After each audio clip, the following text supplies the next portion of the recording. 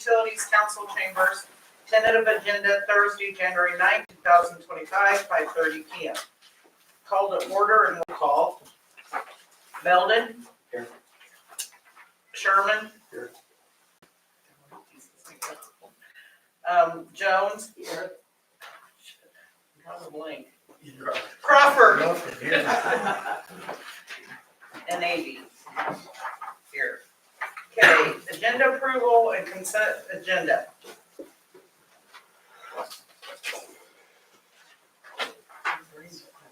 No more.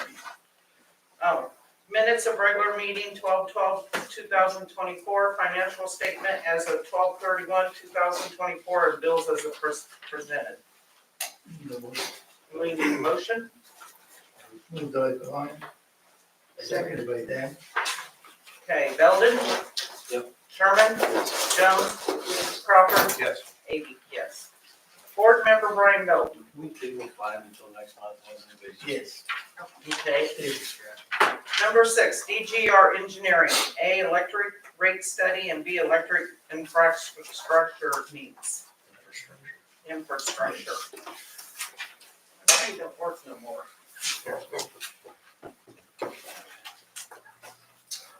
Give me 1 second. Pulling up I'm on now. vacation 24/7 now. Good job. I've been thinking about it. Yes. Just to keep it short. Well, that and, being stuck in the house with my shoulder in the winter time, Oh, true. you know. And now I'm up to, I can lift 5 pounds.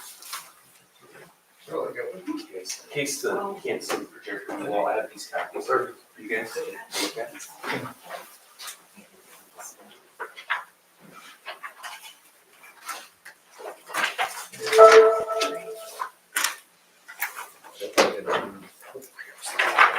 Yeah, right.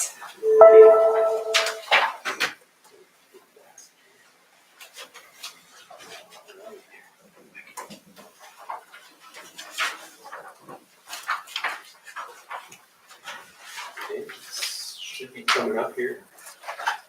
So anyway, good to go here. Yes. Okay, sorry for the wait. I didn't have time to get set up here before. So, guys, I'm here with DGR Engineering. Thanks again for having me. Here to basically give an electric system update and talk about a couple items that Pat and I have been talking about. Essentially, I think I was here last spring, well, 23 or 24, spring of 24, kind of runs together on me here. So, basically, if you guys can see up there, here's a brief overview. I want to try to keep this more condensed for more question answer session here. So if I need to slow down, just let me know. So essentially right now I'm gonna kind of go over where we're at with the electric system load levels. Kind of an update. Pat gives me that update ever since we did the system study here a few years ago. We're gonna look at the recommended improvements again, what we recommended, why, and what those costs are. Just kind of a real review for some of the folks that weren't present for the previous presentation. And then we're going to also talk about the EV fast charger, the NEVI program grant that was awarded to Quickstar. That will be, or it's proposed to go in at the Quickstar facility there. And then what are some of the next steps we can take, and then open to any questions you guys have. So system load review, as you can see, maybe not so clear, so that's why I'll describe it here, but essentially the lines in the back, the projections in the historical is based on what we covered in 2018, 2019, 2020 timeframe, and we looked at loads over those few years we did this project. Essentially, we projected about a 2.5% increase, 2 to 3% increase year over year for the summer peak.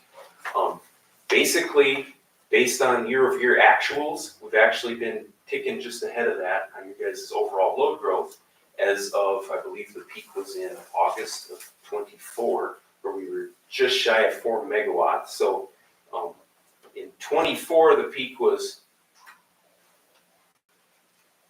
projected to be 3.8. We're actually in upper 3.9. So we're right at that 4 megawatt threshold that basically is about the capacity limit of your tie to the north substation. There's that old switchgear, metal clad switchgear. It's a 5 kV gear, 4.16 kV energized, and that's what used to feed your town's 4.16 system. The older system, when you guys did the voltage upgrade about 25 years ago, you put in the 12.5 source there at the south sub, and then between then and now, you buried your distribution system and also upgraded the voltage for better line losses, better lower current, a lot of benefits to the higher voltage system that's more modern for today's utility standards. So effectively, you have the remaining north plant and the north substation just on the north side of the plant facility. Really, the bottleneck there is, to boil it down, that facility's been in since the 70s. Really not much work done to that other than just some maintenance items. In the north, transformers needs cooling fans to reach more of a top end rating. So right now, without cooling fans, you're at 4.25 MVA, which is roughly about 4 megawatts, or just under 4 megawatts, depending on the power factor. So really, between the power transformer and the substation switchgear that has a 600 amp tiebreaker rating, that's 4 megawatts. And so that's kind of the reoccurring theme, is that all of a sudden you guys now have enough growth on your system to where you're essentially ready to, for any future load growth, you're at risk of not being able to backfeed it if something were to happen to the south substation switchgear. If something happens to the south substation switchgear, you also cannot generate. So you can't rely on your generation to back up what the north sub source would have provided. Anyway, consider that to be an N-1 contingency deficiency. So any of the communities that you worked with, has that ever happened? Switchgear fails? Is that common, or? I mean, it's not something that happens every year, but the town I live in, I mean, it's interesting because you think you have a nice, it's almost the same vintage as the south sub. We have a metal clad enclosed switchgear in a control building. We have one of those for the town with kind of like with our generation backup as well. Rock Rapids is about the size of Stuart, maybe a little bigger. The battery bank melted down, charred the entire switchgear, went up to the air terminal chamber of the power transformer. This was either last year or the year before. Basically, it's rendered useless. It was remarkable that it didn't flash over and cause a bus fault. It's been a more extreme situation. Then there would have been a substantial outage. What happened was, it's because Rock Rapids is also the home of L&O Power Cooperative. They have some extra switchgear that they use in their distribution system.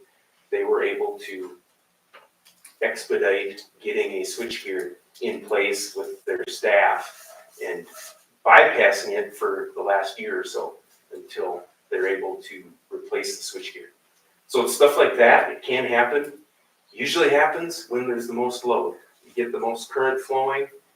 That's the most heat. That's the most sensitive situation for that equipment. So right offhand, that's just the one that's closest to me, because I was running my generator for the plant, or for the town outage for the day, and had a new generator. I was excited to see if it ran and everything. So as an engineer nerd type, I kind of liked it, but most people didn't really care for that situation. But yeah, to your point, it does happen, can happen, and it's just a matter of when. So if that same thing happened here, what's a likely window of time that we would be on? I mean, what are the impacts? Yeah, so the situation is in the summertime, so you guys hit, your 3.9 meg last summer, and you approached it a couple times, and then during that hot day or multiple days that occurs, you're gonna be floating around that 4 megawatt load. That's your capacity there, so if that's your total system peak. So if the situation occurs, the switchgear, there's a fault on the breaker, or there's a failure, some equipment piece, or let's say if there's a fault on the distribution system and the relay fails to open it, for example, trips out the main breaker, the miscoordination event for some reason. It could be a number of things. They're tested regularly, so it's not likely. But what happened is that goes dark, and then the load gets shifted to the north sub, you have the drop in voltage. Right now, we have it to where the voltage component is palatable, but there's a significant voltage drop because of the lack of distribution 4-aught on your south part of the system. But the turn time to get that remedied, how long would, I mean, what's? Oh, okay, so, yeah, you gotta, it's all a question of who's available to do the work, so I'd probably call HKS, the guys that just did the plant tie cable upgrade. Few weeks, I mean, at a minimum, before they're able to get there and get anything done, diagnose it.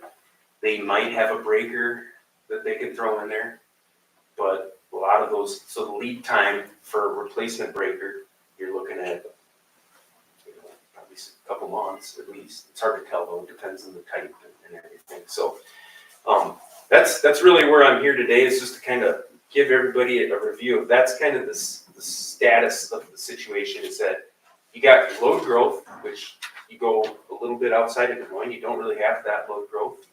Okay, a little bit further down the line here, but you got good load growth, but you've got one component of your system, you have 2 transmission lines, which is fantastic, and you want to retain that value because you have that redundancy built in from your transmission supplier. But we're concerned about planning to replace the north sub, and my concern is that if we don't have the financial plans and that in progress to some extent, it doesn't even, just, if I put myself in your position, doesn't need to be next year, all this has to get done, but because it takes so long to get the new switchgear ordered, designed and ordered and installed, you're talking at least a year to 2 years lead time on metal clad switchgear. Something similar to your south substation. Takes a year to design and integrate the site plan, all the moving parts and the components there. And then a power transformer to that effect, it's the same vintage. So that's another component that should be looked at, is the age and condition of the transformer. They're 50 years old. Down there at South Sub, you're 25 years old this year, which is still relatively new in the utility world. It's fine, okay? But in 20 years, that stuff is now 45 years old, and then replacement of that becomes a concern. So, The electric debt associated with that, is that still on the books or has that been paid off? There's an electric debt that was issued 2017, that goes out through 2034. What is that? that's for distribution. Okay. That was for the That's all. varying of the system. I think, Because that was like 25 years ago, so I think they did that when stuff was a lot less expensive. yeah, late 90s. Yeah. So anyway, yeah. But anyway, yeah, so that's all of a sudden I start putting into my mind here kind of a log jam going on. If we wait 10, 20 years, your load is now all of a sudden 5 megawatt as we project in 2032, which is a good megawatt. And then you're really dropping loads in the summertime if something happens at South Sub. So that's just kind of where my mind goes, long range plan in 10 years, what does the system look like? And I just want to kind of bring that to the fore here and let you guys digest it. I don't want to get too long-winded here. Here's a high-level map here of what, as you know, the north substation. We initially looked at maybe relocating it in the future, but based on land availability and where it's at today and minimizing transmission modifications, we think we can work with the north sub site. Basically the same footprint. We could potentially get by without investing in the steel structure that's already there. Maybe use that, taking a more detailed cost estimate approach, figuring out what we can do with that piece of land there, doing some, exploration there with some soil borings to make sure the ground, the subgrade, there aren't any obstacles or things there that we can't work with. We need to do a lot of that yet before even decisions to go forward with this can happen.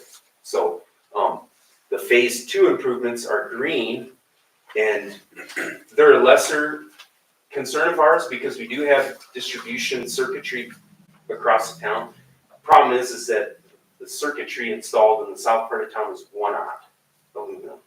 And really, it's kind of a bottleneck. You can't utilize each of those breakers out of the south sub. You can only run about 200 amps through the 1-aught. That might be overloading it, but depending on the duct. But we like seeing a 4-aught main line, and so the distribution improvements that we'd recommend as part of this capital improvements plan would be addressing some additional 4-aught mainline circuitry to transfer load between the north and the south part of the system.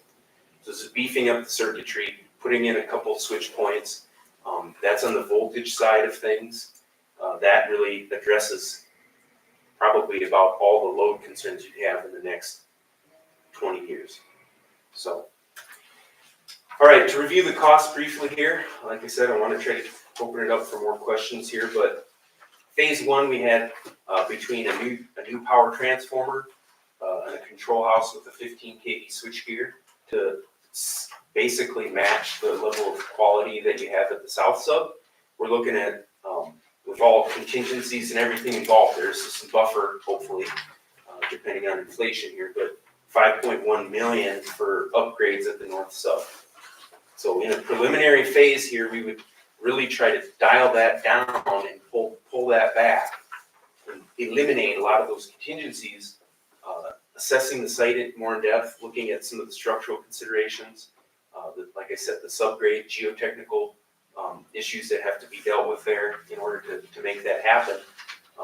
That preliminary phase needs to occur, and then in that preliminary phase, we essentially work down that cost estimate there, removing contingencies, identifying if we need a steel bed end, that really helps cost-wise.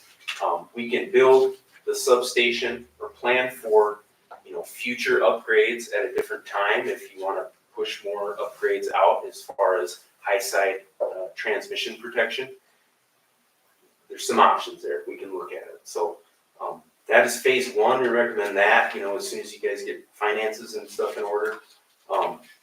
That addresses the north substation, switchgear and transformer, age and condition items, as well as the tie capacity limitation of 600 amps or 4 megawatts load.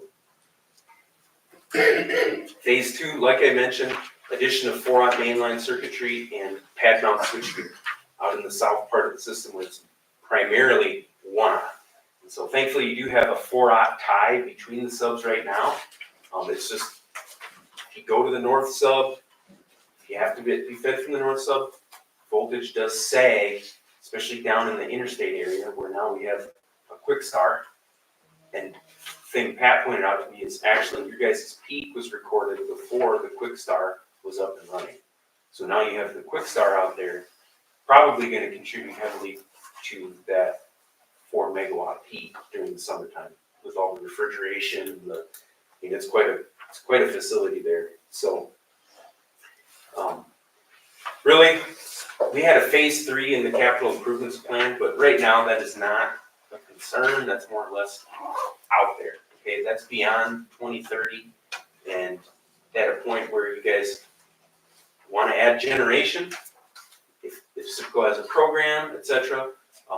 What is that considered to say SIPCO as a program? So there's a period of time where transmission suppliers, depending on the grid conditions, depending on transmission market, they will incentivize generation like they did when you added the south sub. And so what they'll do is they'll give you capacity payments and pay for part of the generation potentially. I know that SIPCO's done stuff similar in the past, and that's common. What type of percentage? I can't remember what happened back then, but maybe that We As a young actually pup. used the payments that we got from, so I wasn't here either, but I understand how it worked. We took the payments that we got every month from SIPCO, and we were able to make payments on those generators, and we did it over a few years. And those payments we got from SIPCO actually paid for them. Gotcha. yeah. So that They don't, right at this time, they're not offering it. okay, yeah, so I mean, no idea when that is. It's not a cyclical process. To me, we see other transmission suppliers in different regions are doing that right now because the instability of the regional grid with SPP over here, it's MISO, it's here the MISO and SPP terms, they're really transmission markets that when there's congestion, when there's problems with, depending on the weather and wind primarily, and natural gas availability, it's a very complex market, but what we're seeing is that some of these transmission suppliers are starting to look at local generation because of the heavy regulatory permitting costs at a higher bulk generation level. And it's easier for them to get more inertia onto the system. Inertia being when you turn it on, it's on, not ebbing and flowing with the wind or the solar or whatever. So there's value in that, and who knows when, I don't Or know. local control. Yeah, I don't know. Yeah, local control, backup, emergency, stuff like that, a lot of benefits there, so. So kind of a tangent, phase 3 is kind of not what I want to direct your guys' attention to, I guess, for what it's worth. Here is the existing north substation site. We would plan to expand it or at least explore what it looks like moving to the west there. The footprint looks like it's manageable.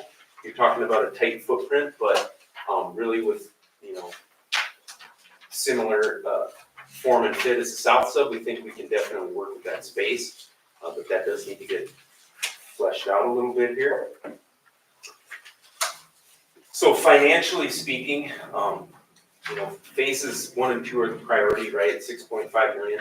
As I mentioned, we're going to work on that cost estimate and get that down to the actual equipment we're going to use here, and look at alternatives and bring some of those options up for you guys' consideration in that phase there. What I want to do too, and I guess I didn't know if Chip, did you want to chime in on anything? No, that said? go ahead, I'll Okay. add it when you're done. Okay, so some of the talk about the EV load that the NEVI grant, right, the National Electric Vehicle Infrastructure Program is doled out some cash to folks along the I-80 corridor, and I see it up on I-35 in Minnesota as well. You guys, essentially, there's a 600 kW peak load. Technically, that's their connected KVA that they're basically planning to go in there. As you guys, as a utility provider, you would typically be on the hook for furnishing the transformer, primary cable, sectionalizing cabinet. Are we required to do that? So I'll kind of touch on that, but We're the supplier. Well, I know, but can we pass an assessment back for that? getting to that, sorry. So with the NEVI program, it covers all those costs. And so we gave them an estimate as part of their application. All of those costs there are paid for by the grant program. So all those initial costs. But the question that was more important to me is when on the Color Griswold Christmas tree light festival going on, our infrastructure we just talked about is inadequate to support that. If you had more than one, isn't that what we've landed on? Right. Okay, so with that said, are there any dollars within that NEVI grant? I read a little bit about that to help with this type of cost, so you don't have 1,800 people paying for a EV charger out there that no one in town uses. Right, and so you mentioned it correctly at the very tail end. Nobody typically uses these things. So the real load, we're not afraid of. We're afraid of you guys having to burden that cost because it's a payback of never. So where I'm going with this is you would have to do something in the rate structure, a different rate class for that size of a consumer. So talking with our rate, Blair, he's been in here before, is a municipal electric, you have your territory, can't be infringed on for serving folks by the surrounding RECs, right, the co-ops. With that, you can't necessarily turn people away either. You're kind of forced to provide load. They don't flat out say that, hey, you have to furnish load no matter what. No, I mean, there's realistic regulations there, but certainly you need to probably attempt to serve this load, especially if they're providing the costs up front, and especially because we don't really foresee them being a huge load. The connected load, if everybody's up there charging, yeah, technically it's 600 kW, but I have yet to see these things filled up chips from But one creates two, two creates three, and this is a domino Yeah. effect. Correct, and that's why part of this is, and it's something I talked to Blair about, is we think it makes sense to institute a different load class, a rate class for large power, however you want to term it. For a transformer, those transformers are getting expensive. You got 80 grand in one piece of equipment. We think it's fair that especially small municipals, there's some sort of a rate class worked out for future EVs that aren't paid for the grant, certainly, but maybe even just for usage down the road. A rate class that addresses contribution to construction cost, either upfront, paid for over time, or a facilities charge is one way to approach it. And then as well as if the load does actually apply at some point, or they do reach that approximate load level, a demand ratchet, which is tied to whatever SIPCO imposes on you guys at your peak rates. So to me, that's how you address the concern for getting, stuff paid for by those larger demands. And right now, I don't think you have a ton of large power users that are above that. Not above that. Yeah, So 750 kVA. So you can protect your native original customers. Yes. You Yeah. still That create, rate classification. you started a trend. If you do this here, you gotta go to Casey's, Come and Go, other places. I mean, it's the same thing. Quick Start has a grant, the others don't. That's the difference. But they could get one, right? They Possibly. could, I think they're about phased out at this point. right? Well, Would if we- you read about that, there's only like 10% of these that have actually been installed. Of the total 500 or 600 that have been approved for this, there's been like 10%. So Well, I would just restate, you're protecting your rate customers through that new classification. And that, like, it goes in these cycles, they have these deadlines for these Yeah. grants. The last one, only a certain portion were awarded, and they still haven't even gotten those. They haven't even spent that money yet. So when they're sitting there at the government, they're sitting there like, okay, we've got all this money, we gotta spend quick before new administration, and all of a sudden it's all gone. So we're not really banking on a ton of these things going in. I've got a couple clients, they got it awarded, it's going in, upfront costs are paid, that's helpful. See where the load lands, it's not looking like it's gonna be that big a deal, but But we don't know. Okay, so you're saying this is just, is the NEVI program going to be obsolete then at a date that precludes Casey's and Come and Go and the Sinclair from getting the same thing? They only have four of them. I don't know, yeah, and the key is if, Sinclair's closed. yeah, so the key is that I don't know, and that we don't know what that NEVI program is gonna do. All I know is that it didn't roll out like they thought it was gonna. Sure. And so that's why I'm not like super concerned about these, especially the fast chargers, there's ways to do EV. This is not the correct way to do it, in my opinion, but, and he's, Chip's from Des Moines, so maybe he sees more of them. There's a number in town, some of you guys work in the morning, you've seen them. At Hy-Vee, there's a bank of 6 or 8 of them, they're full, they're used. But there's also a proportionate number of Teslas or electric Yeah. cars in, there's not one here. Yeah. And I think, to me, we're creating exposure for What domino effect. What you'll pull from is that traveling customer that But I isn't don't care going about the down traveling interstate. customer. That's just me. You care about them if you want to be positioned to have the EV in the future. That's But I up don't. to you as a board. Yeah, and what I was talking like with Blair and on the rate side is potential for some IUC scrutinization. Scrutinization? I don't think that's a word. Scrutiny, we'll just shorten it.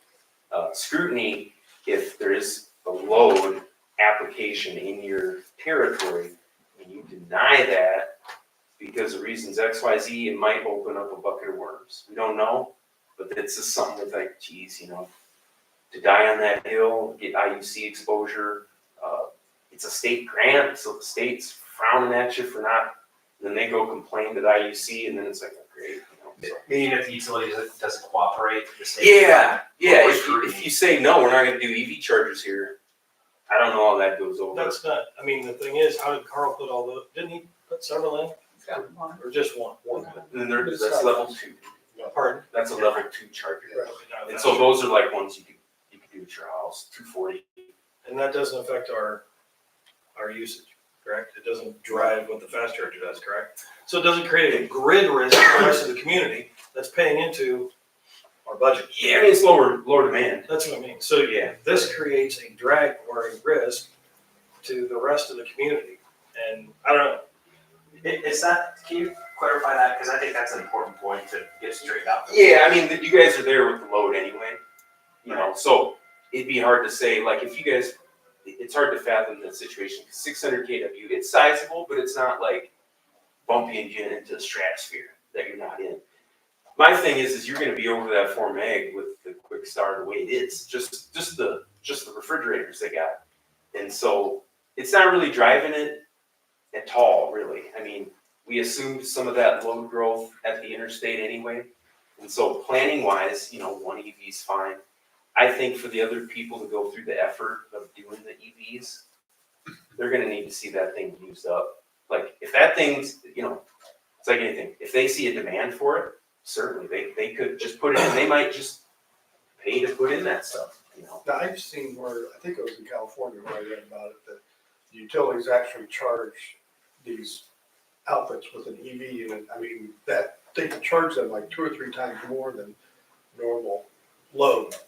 Yeah, so that's what I'm talking, is like, that's why you need a new, that's why you need a rate class Right. too. And then it's, then you can legitimately say, hey, anybody comes in here with, needing a 750 kVA transformer that costs dang near 90 grand, It's gonna be 50. they're gonna pay for that, and then they're gonna pay some, and they're gonna make sure it's palatable by the utility. So I think that's critical going forward, is getting that. And then if you think about it too, it's like, Can you put like a minimum monthly charge on that? so you can do, and Chip might be more aware of this, but you do a facilities charge. So literally paying for facilities Yeah. over a time frame. Contribution to construction fee, you tack on, whatever that needs to be. It could be more than what the actual costs are. That's where you guys have the control. And that's where you'll regulate and you get that instituted and published, then that might, I don't want to say deter, I don't want to get into where we're deterring customers and stuff. Like I said, with IUC, there's some exposure there potentially. But at least then they know what the game is and that they better bring their checkbook if they want to do something. That's how I think. if we had phase 1 upgraded and had the excess capacity, I wouldn't be so pessimistic against this. But to me, you know, I guess we had talked about at the last meeting, the reason to have you back is to meet a couple of new board members and to revisit this study that Pat had presented when you were here before. And Sure. so I guess I mean, that makes sense to me, but and an understanding of the rate class to support this, all of those facts and planning need to happen before, to me, before you jump in and go throw a charger out there that, I don't know, let's just, But yeah, I think we need to have it in hand now before they build it. well, I don't wanna, I mean, but we got it on the agenda to approve that letter, and I don't think that's a good idea without having this other information set and planned. I mean, they're not getting billed anywhere else anyway, out of that same budget. It's a slow Dragging, so, process. I mean, I don't feel any stress at all that, Is the process slow in part because it takes so long to get the equipment? Yeah, I think so. You know, if you're talking about, I don't think you have a 750 in stock, do you? We don't have one in the system anywhere. So that's what it is, probably. It's just the infrastructure that it's taken and, I you mean, know, private even if we utilities in had the to- same if boat. we You had to guys get are- a transformer that big for them, we're getting a crane to move it for us, cause our truck won't lift it. So there's another $10,000 that goes right out there. and so, yeah, so again, let's, to me, put a plan in place and understand exactly what this means and the downsides and upsides, and have Chip or whoever put the rate classes together to understand all of these components, get started on the study that we talked about at the last meeting, and kind of get some, Chip, that'll give you time to maybe put financials together as well. You bet, but I wouldn't let the EV issue, the EV question be the driving. Don't let It's it not. not be in front of your mind. It's not. It's the phase 1 improvements that are the key that's needed, really, for your core infrastructure. That's would be the focus of these things. Yeah, and you're correct, and it's how this should happen is we need to do the planning and we need to do the rate setup. So these guys know what they're getting into as well, and also set the table. You know, we're dealing with high level budget numbers. We need to work on those numbers. We need to get, you know, back into the detail mode here in the preliminary phase of this, to set the table,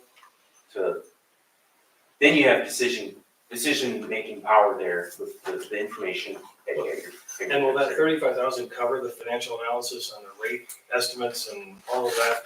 Yeah, so I've presented that task order before, and is that still the one that you have that you're ready to sign? Or, Well, that was the one that would, I think we had 37 grand Okay. is what we had, and it's hourly, and so hopefully you come in less, you know, we don't, but yeah, that includes, third-party coordination with Chip, looking at a new rate class would fit in there. That's not much money at all there, for Blair to propose some options for you guys to cover your bases there for like a large power, a new rate class. You know, it's a year later, so our rates are higher, to be honest, a year and a half later. Inflation's dropped to 2. That's funny. I always see that, like, it's dropping. It's not negative though. I'm like, what's dropping? Like, I'm trying to, like, eggs aren't, you know, milk, whatever. So anyway, that's where I'm going with this. Is next steps. You know, I think we need to go forward with the preliminary phase. You know, we're busy as a company. This has been on our list to get you guys scheduled in there so we can respond, right? You know, we have the staff and everybody's ready to go on this. We need to work with Chip quite a bit here, back and forth. We'll develop a cash flow estimate that he can work with, looking at rates, looking at, you know, what does this look like? We also look at what your guys' you know, your residential, your guys' rates, on the retail side of things, what that looks like in 5-10 years, however long you want to spread this out. I want to end on the note that, and I have a list here. Chip wisely said, you know, what has inflation been doing to our electric materials? So basically, since 2020, the transformer we're looking at buying, or you guys are buying to replace, was $550,000 in 2020. As of 2024, mid-year, that same transformer is $1.3 million. What was the first number? 550,000, At what date? 2020, Pre-COVID. right before COVID. All So we had need problems. $800,000 tariff. Yeah, whatever that looks like, you know, that'd be the tariff game thing, but it's remarkable. And then you look at pad mount transformers on the distribution side, what you'd be furnishing here for the EV charger. Something like that was a 300 kVA, so half the size, so roughly. A 300 kVA was 12, 13 grand in 2020, 31 grand now. A single phase pad mount transformer, $1,500 in 2020, $3,500 now. I mean, they're almost like identical, 130 to 150% increase in the last 5 years. That's what really has me scared for my municipal clients, because they're in your position. Love to push this stuff out, but it gets really ugly if we're not seeing any relief on power transformers, on metal clad switchgear. It's the same story. It's like there's not enough suppliers for the demand. And with all the data centers coming online, crypto mining is a big thing, you know. All these things are really pushing the infrastructure materials costs astronomical. It's unbelievable. We cease to be surprised. Is it going to get worse with our? It very well could. Yeah, it very well could. And then now you have the fires. There's always some disaster. You know, there was the North Carolina thing. We had insulators that got rerouted to North Carolina when they had their problems, flooding, etc. Now with half of California burned down, or so the news would have you believe, you know, it's stuff that's on order is going to get rerouted because of force majeure, you know, things like that in these contracts. So anyway, So it's long-winded here, but open it up for questions. So, a few things here. Yep. Can you incorporate into this study, we talked about burying the north side of the overhead lines. a swag number to do that? Is it hard to size something like that as part of this study? Oh, we get your ballpark cost. We get your ballpark cost. I know that's not related to what we're talking about. No, but it's not hard. Bugging you since you're here. Yeah, it's not hard, not hard. What do those upgrades do to your, because before you talked about that there was some efficiencies gained, less loss involved when you do certain pieces of projects. Yeah. So if we do projects like that on the north side, what does that do for your, from a capacity perspective? Is it negligible? Is it? So your capacity essentially, we're gonna size the transformer and the switchgear is gonna be able to handle, at least 1,200 to 2,000 amps at 12.5, which is essentially, you get 3 times the capacity just upgrading voltage. 3 times capacity just for voltage, plus you're gonna have 1,200 amp breakers, so you're doubling that. So essentially you're gonna have 6 to 10 times your capacity that you do today at the north south. Just because we're gonna build for that projected, for growth over the next 30 to 50 years is what we're looking at. So, yeah, your capacity is gonna, But I meant for burying the lines and things like that, the efficiencies gained. oh, you mean on the secondaries, the overhead secondaries, is that what we're talking about? I think so. Okay, that's just gonna look a lot nicer and it's gonna, it's new stuff, so it's gonna be more efficient. Fewer maintenance costs. Fewer maintenance fewer costs, all outages. underground, I mean, Drop lines. yeah, Weather. I don't know your guys' outages on the secondaries up there. Slim and none right now. Yeah, It's gotten a lot better, but Dustin does go out and do a lot of tree trimming. yeah, So it could eliminate some of those. yeah, it's just, So does that mean your energy transfer becomes more efficient? we'll resize everything, where things are inadequate, and make sure they are adequate, but not something measurable. You're not gonna Okay. notice anything on the meter. Okay. Certainly. It's aesthetic, it's operations, outages like that, Okay. people's yards, being underground. So comparative business case, do you have something like that you can refer back to, not on a cost basis, but on a usage basis? City of Earlham, city of ABC that had similar infrastructure as we do as a utility, and you use the same type of equipment or upgrades. Yeah, it's. But I'm just saying, can you incorporate that into your study? Oh, yeah, Presentation? yeah, for sure. We can, like, you're talking like real life examples. Yeah, or whatever, I guess I'm thinking, so to Yeah, be we gotta specific, talk about- Yeah. yeah, well, I mean, Do you mean a city that's upgraded a substation and seen benefits from it over and time? not even benefits, just that they hit an 80% usage basis on a consistent period of time, and so they required this upgrade, and so just an educational purpose, right? This was needed so that. And Chip, the last, and then I'll be quiet. You stair-stepped dollar values here, 5 and 7. Mhm. 5, whatever you had, was So that's 6.5. on the handout.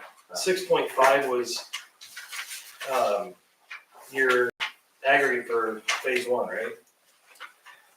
Phase 1's 5.1 million. Well, it's, From phase 1 and 2 is 6.5. Yeah, Sorry, one and okay. two, 1 and 2. So if you broke one, with 1 is 5.1, so if you broke 1 into 1A, B, C, D, and we figured out with the Can budget, you break phase 1 up like that? Is it the first question?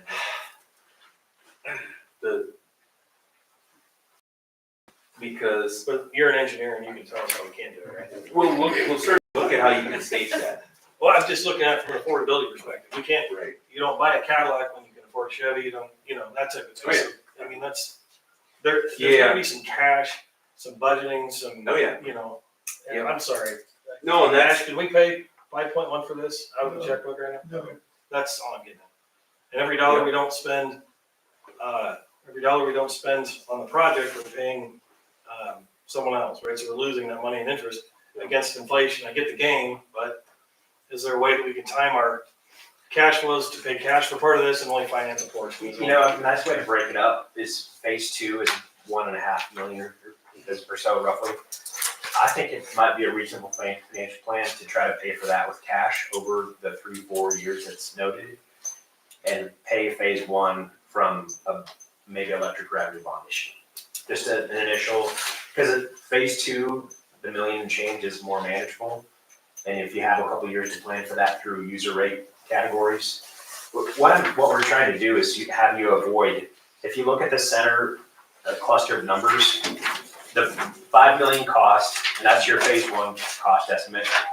Even if you assume 5% inflation, if you push that off over 10 years, and his inflation, I know it's lowered, but it's certainly been higher than 5%, so this should be conservative.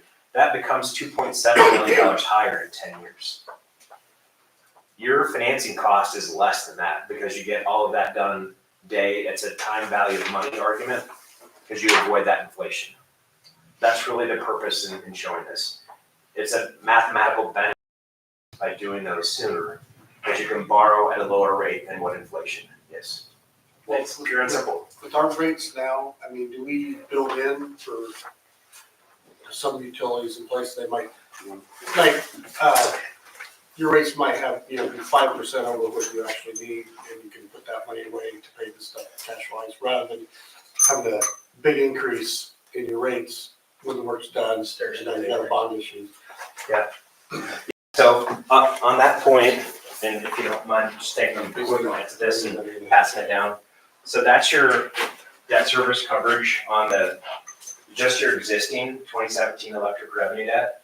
That coverage ratio is supposed to be by the bond covenants in the legal documents at that time, supposed to be 1.25 times.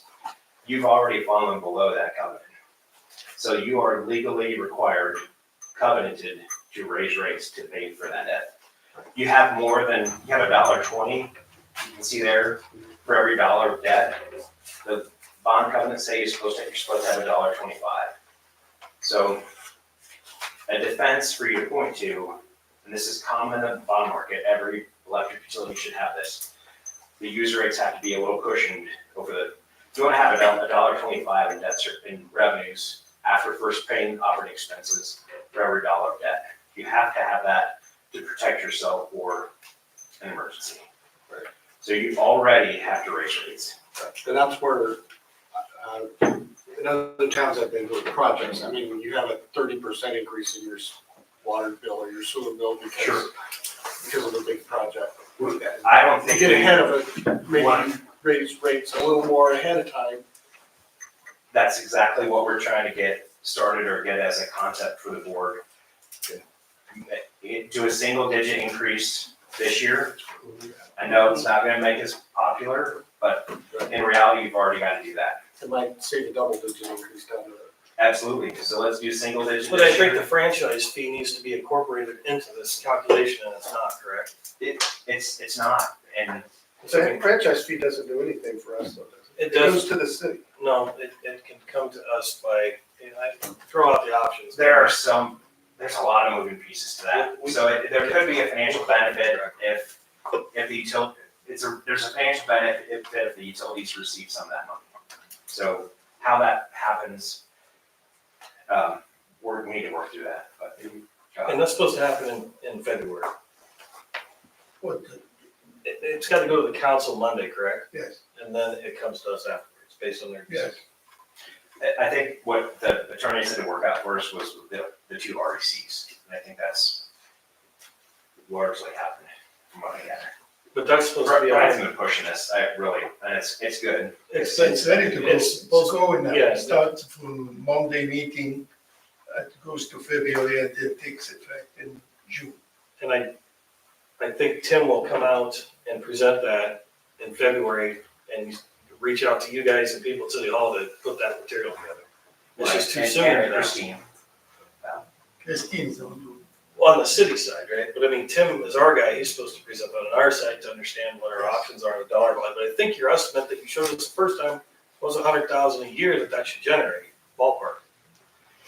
So it's not $5,000 a year. And so if we raise it on that level, that's gotta be considered on an electric rate increase as well. That franchise fee is just part of the solution. Yeah, I totally agree. I Something to consider. gotta keep refocusing on phase one, what's the cost? You've already got a rate adjustment that you need to do. You're legally required to do that. And you be a doomsday guy, but that's reality.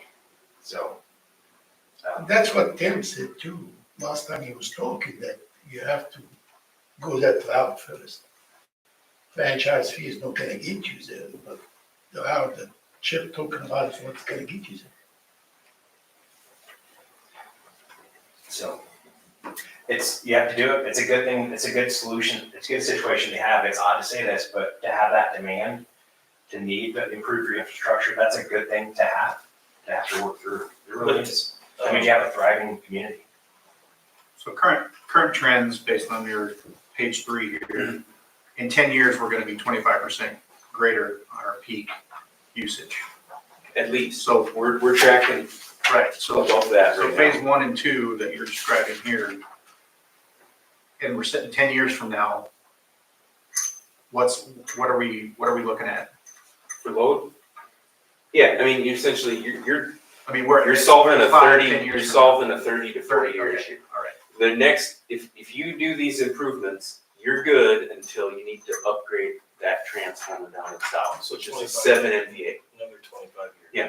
So we would recommend upgrading that transformer if you guys approach 7 MVA or above, because then you can't backfeed your town. It's like a mirror image, right? That's when you upgrade that, is when you reach that 7 MVA or greater. And, you know, that's probably a 25-year deal. My crystal ball's, not great.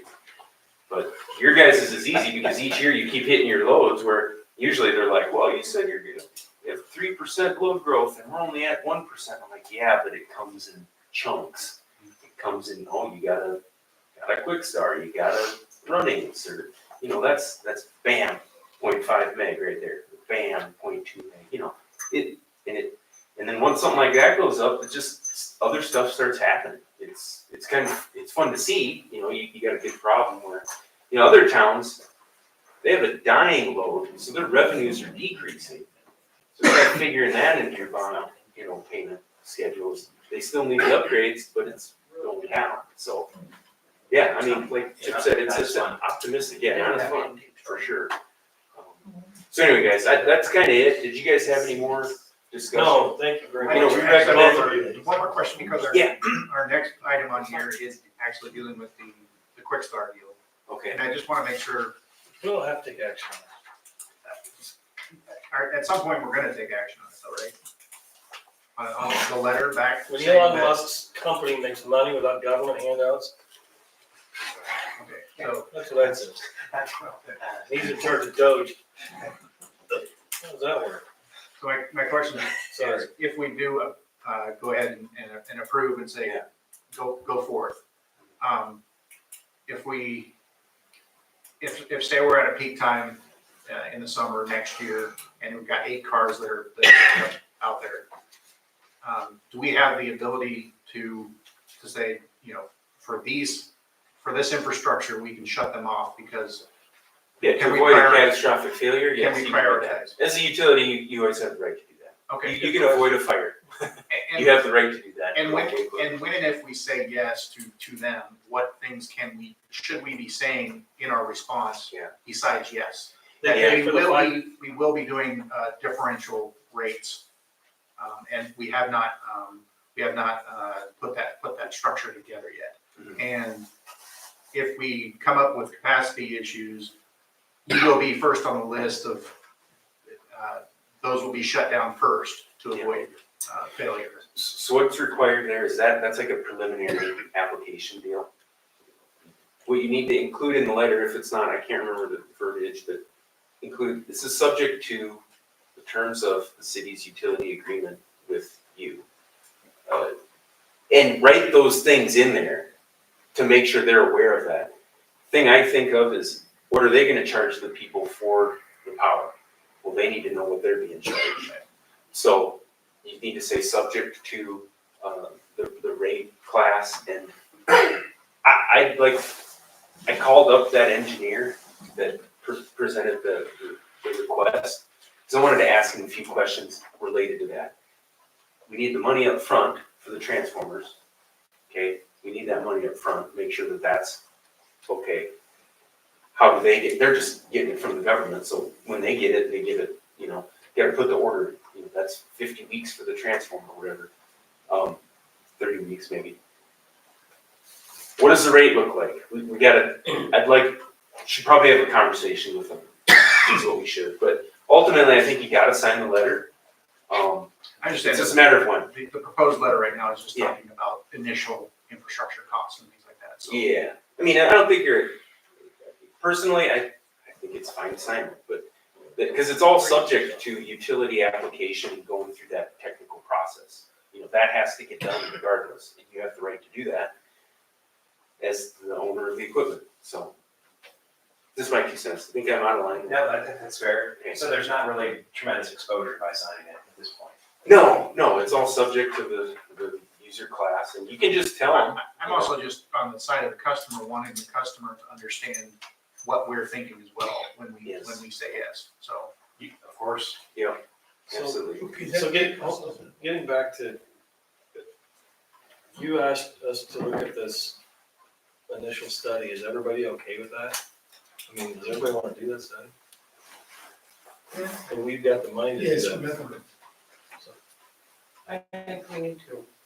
Yeah, and in study, you mean it's preliminary phase one. It says phase one improvements, it's the preliminary phase. Everything else in that is subject to what we determined in that phase. So it's not technically a study, I just wanted to, it's analysis and engineering to set the table, but we technically already did the study and this is preliminary phase. Will it break into 1A, 1B, 1C, 1D? You can get to that. Okay. Okay. That's what we're gonna do there. So you wanna make a motion to have him? I was just asking, because I think that's what we had left Yeah, the last I meeting. think we got the money because we have, I explained before, we have the capital project money that left over, and we applied that to this. We just talked about when these guys are on the beginning of the year, we look at it budget wise and have them back and So it makes sense, I guess. you good if you wanna do I'll make the motion. it. Second. And second, sorry, Bill. Could you see it with the analysis? Yes. And how you wanna call it? Up to, Preliminary phase. up to 30. For the rates. You put a cap on it? A cab of the 77, that one? Well, Being a new year, I had in my mind 40. Okay. If that's okay with you guys. Sorry. We'll let you know if it's gonna go Oh, that's approach, okay? Go get the good guy discount. The best guy. Okay, so Build that's- back better As this a famous politician would say, the greatest discount, so. so the cab is 40, So, okay.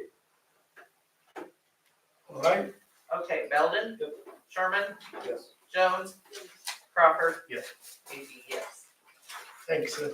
Thanks, guys. Thank you. Thanks for having me. Good to talk to you. That's Any questions? Here's the test. You guys can sign, so.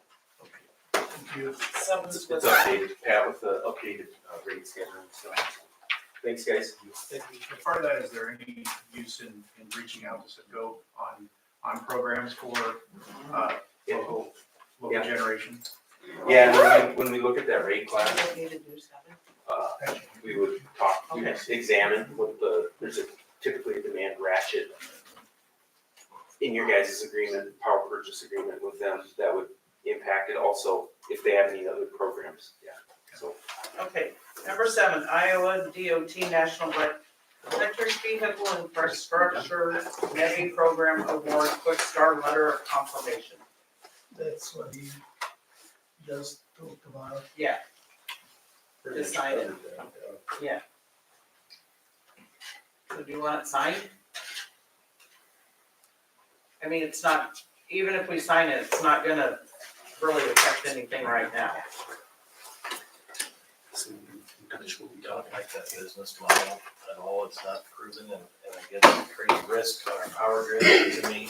What we talked about before in several months is it creates risk on our power grid.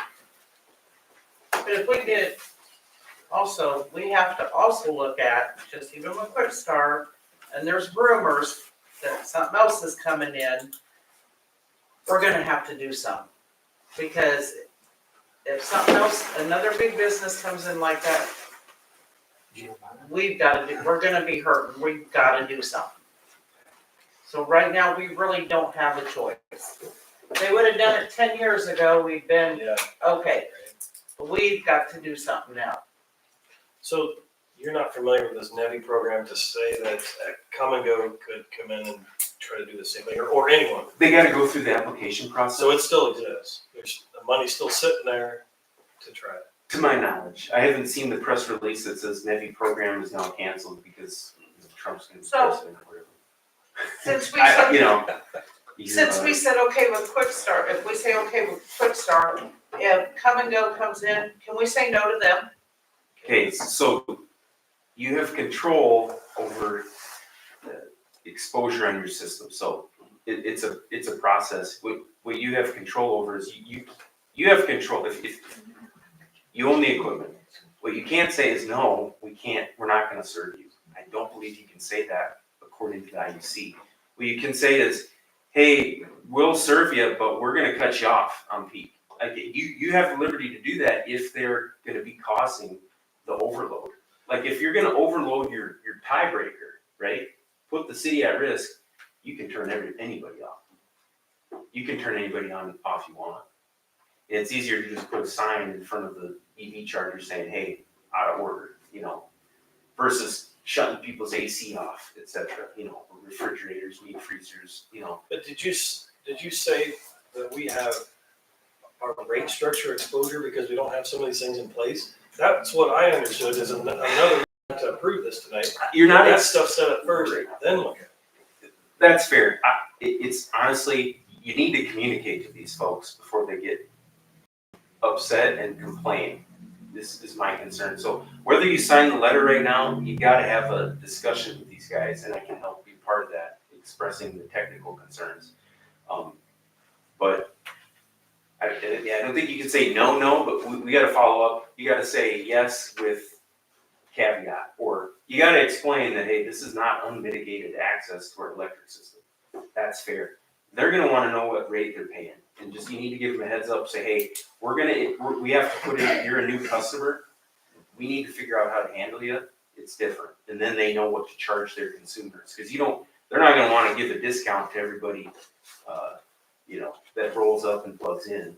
They're gonna want to get paid for the power that they're paying for, So am I explaining that or answering the Yes. question? I kinda ran. So- Table it, and then, Who does the you rate? get together with Quick Start, or whoever gets together with Quick Start and discuss it, and I can talk to them.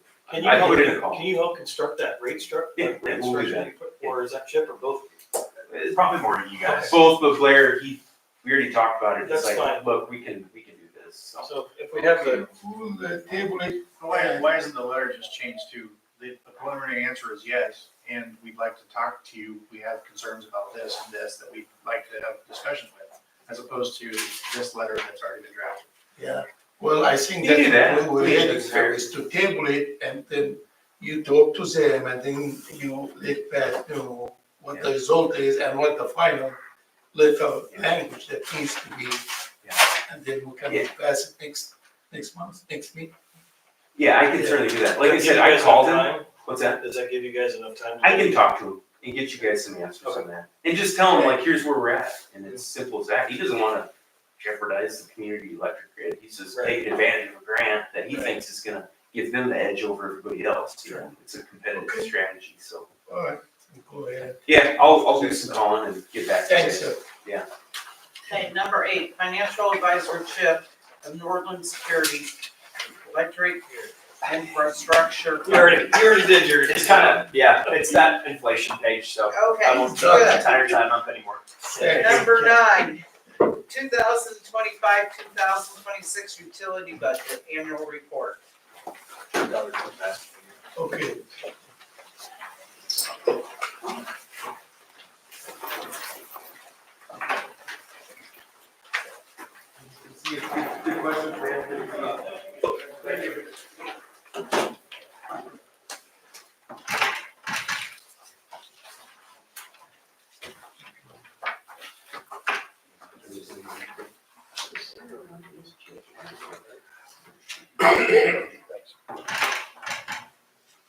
I'll let Ash, because he understands these numbers so much better than I do.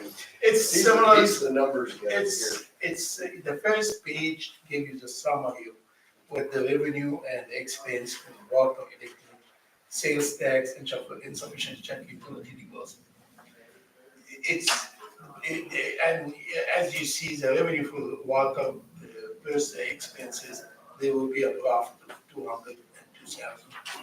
For electric, the profit will be less because of what you just heard about all this, that we need to do something, okay? Usually sales tax, insufficient check utility deposit, and it just offset each other, revenue and expense. You go to page two, that really, go to page three, so we'll say water, and we put that in your agenda to look at it, so you can see that the changes really between 2023, 2020, 23, 24 to 24, 25, and 25, 26. There was not a lot of broad changes really to the details. I hope you had the time to read it. And if you have any question, I'll be glad to answer it, and Beth will be glad to answer too. But there was not a lot of changes. If you look at 24, 25 revenue, 1.197, it's gonna increase a little bit in 25, 26 to 1.3 because of the rate increase that we implemented. If you go to page 4, 3, 4, 404, you'll see the expenses is the same, actually trying to reduce a little bit. 24, 25 was 1.436. In 25, 26, it became, we went down a little bit to 1.140. That's how we got to the water. You go to the next one, electric, you will see the same things, 2024, 2025 revenue was 2.210.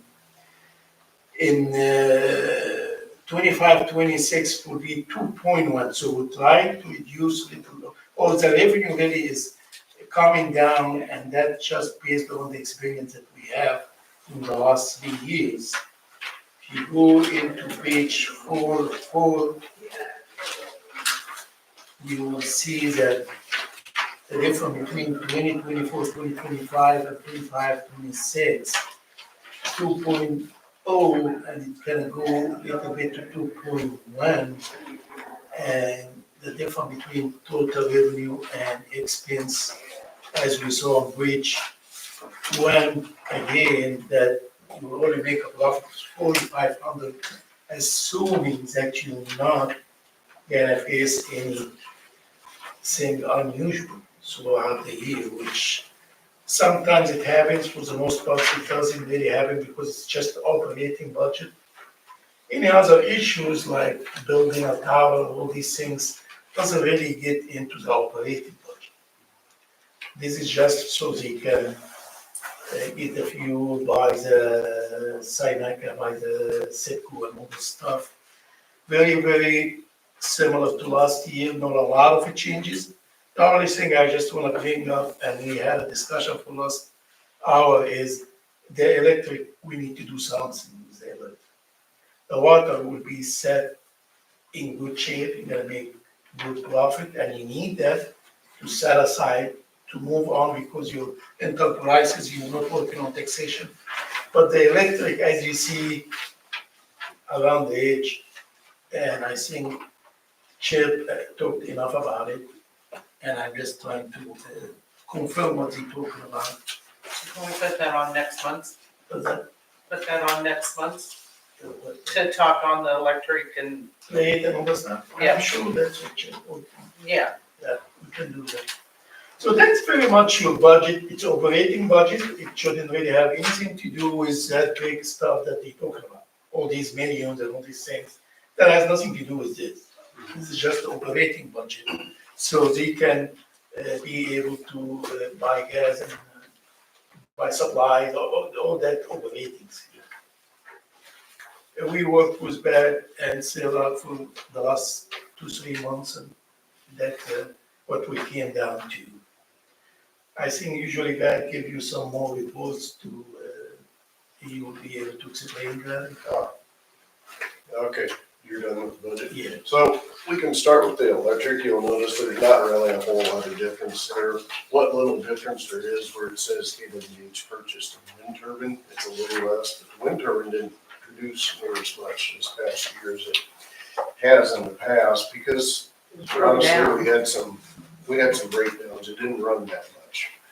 And with the way to get maintenance done on it now, things have changed. I can call them and it might take them 2 weeks to get here to fix it if it's down. Whereas before, you go back a few years, within a day or two, somebody was here to fix it. Now we're sitting there weeks at a time with that thing not running. So you'll see that on the next page where it says turbine, the wind turbine, and how much it produced, used, and all that, and it's gone down quite a little bit.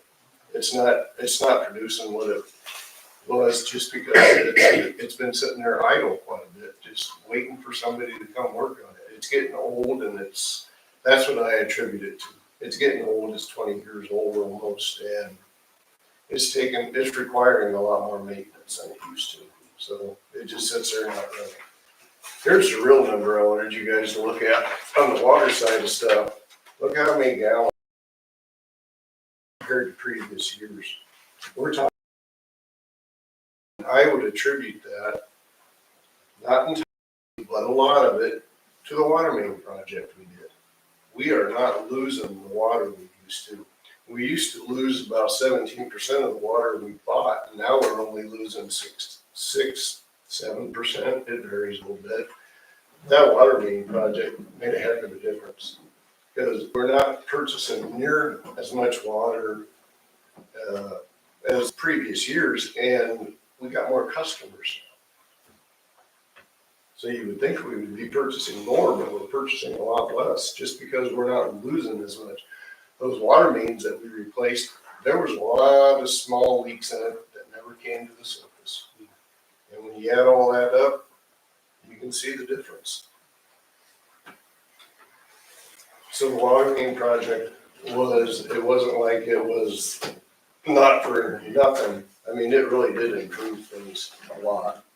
And I guess that's what it tells the tale right there and how much we Okay, produce. we need to make a motion for the budget. Need a motion to approve the budget and, move by Dan, second by. Ian. Melvin? On. Sherman? Yes. Jones? Yes. Crawford? Yes. Amy, yes. Okay, city administrator report. Okay, I'll try to be quick, because everybody gets started right now. Okay, the first of all is the financial report. We are at 7.0 million cash in the bank, which is the next report. Give you the difference between the beginning balance of July 1st until the end of December. And we are at a positive number of profit, 314,000. Next page, give you a breakdown of where you at with the budget. Our budget is 3.6, what has been spent 1.6, still have 2.0. So we're doing good on the budget. Page 4 shows what happened these months, the beginning of December until the end of December. We have a positive number of profit of 43,000. The next page is a breakdown of fuel budget. As I mentioned before, it looks good. The next report is the delinquent account. We have one. We added, shows on page 1 with the check mark on the right and left, and that takes us all the way to page 3. The next report is delinquent account going paid in full. We have only one showing on page 2 with the check mark without saying names, and that takes us all the way to page 4 to end the report. Next report is payment agreement. We added 3 people with the check mark without saying names. Next report is paid in full. Payment agreement, we have 2 people, will be shown on page 4 and page 6. And that takes us to page 7 to end the report. Next report is about billing, we added 2 people, new custom. And next report is a deceased and bankrupt, no change. The last report is the offset program for your information. That takes care of everything. Okay, public forum. John? Obviously, I think the board is moving in the right direction on this electrical thing. Yeah, there's a lot of decisions to be made and probably some rate increases to be done here. I think we need to remember why we're here, and that is to generate revenue for the utilities. And it's gonna do that as well. It's like what Pat said, we're not having to buy as much water. I think there will be some savings generated if you upgrade that electrical system as well. So, I think, yeah, there's a lot of risk here, there's a lot of, how much do we do and when do we do it? But I think in the end, this is gonna benefit. I doubt that there are as many communities that are as far ahead as we are in doing this kind of project. And I think the longer you go on, the worse or the more cost you're gonna run into. So I'm glad to see that the board is moving in this direction, so. Thanks, sir. Thank you. Anyone else? Adjourn. Yes. You ever had, I've got a whole box of